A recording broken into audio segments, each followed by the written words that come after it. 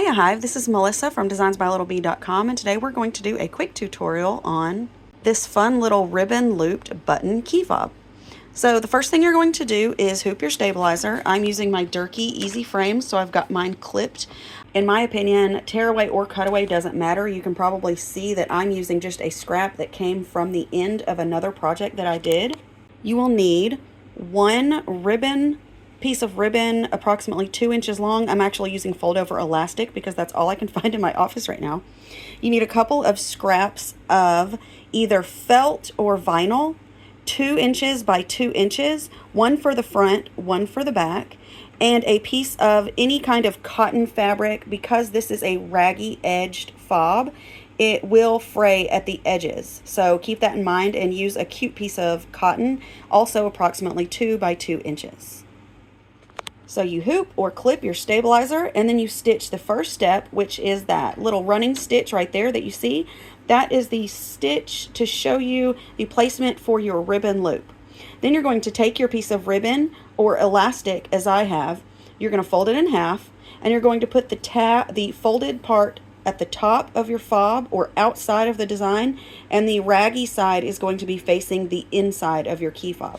Then you're going to pin or maybe even tape that down just to keep it still for a minute, and you're going to stitch the next step, which will tack that down. The next step is to stitch your placement for your key fob. So here you see that I've got my ribbon or my elastic loop tacked down with that step. And then I ran the next step, which is the placement for my entire fob. I'm now going to take the front piece of fabric that I used for the fob base. I'm using vinyl. For the one I showed in the very beginning of this video, I actually used felt on the front and back. This one I just wanted a change of pace and to show a little variety in my samples of different materials you can use. So I'm using a piece of scrap marine vinyl at this time. And then I'm also going to take my piece of cotton. This is like the decorative button fabric, and I'm going to put that one on the top as well in a sandwich to cover this placement step. Now I'm going to stitch the next 2 steps, which are details within the button. That's kind of the ridge detail around the edge, and it's also the little hole and thread detail in the very center. Alrighty, here you can see that I pinned my fabric sandwich down. That's my vinyl and my cotton, and I stitched the little ridge detail around the edge and the center stitches. Now I'm going to remove my hoop, and I'm going to take yet another piece of scrap vinyl that I have. I'm using black. This is a faux leather from Walmart, and I'm going to place it on the back of my hoop with the wrong side against the stabilizer to cover that first placement step. And I will show you that right now. Actually, it's not that hard to do with one hand. Flip this over, this is the wrong side against the stabilizer, and I'm going to pin it from the front, or if you're using easy frames like I do, you can simply clip it into place on the edge, and then you place it back in your machine and you stitch that final step just to sandwich all of this together. Now we've got our finished product, and what do we do before we unhoop any of our in the hoop projects? We flip our hoop over, and we make sure that the back is still in place and that fabric on the back did not fold or wrinkle or move completely out of the way altogether. You can now unhoop your project, take it over to your desk for trimming. Now come the easiest parts of your project. First, you're going to trim around the fabric. That's the cotton part of your button. This is going to be raggy on the edges, so it does not need to be perfect. There you see. And now you need to trim around the entirety of your fob design. Now here you can see you've got your ribbon loop sticking out up here. Please be careful with your ribbon loop.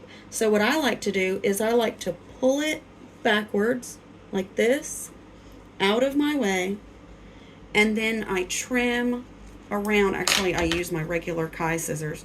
I trim with my finger in front of that tab, so there's no chance that I'm going to trim into it. And I trim in front of it, okay? And I snip that off. And then I trim behind it. Look, notice how I move it completely out of my way and I'm holding it down. Then I trim behind it. Okay, now that I've got that ribbon loop taken care of, now I trim like a sandwich all the way around. And again, because this one is like raggy on the edge, I don't take particular caution to do it in a perfect circle because it is like a raggy edge design and it doesn't need to be perfect on the edges. So there you have the front and the back of your button ribbon loop key fob. Notice I didn't do a perfect job cutting out the circle around the edge because it's not perfect. It's raggy. It's supposed to be fun and cute and whimsical, and it doesn't have to be perfect. So this is a perfect project if you struggle to cut out perfect circles because it is really hard. So I hope this has helped you make a fun and practical and cute key fob. I will see you in my next video, and I'll chat with you in the group. Bye.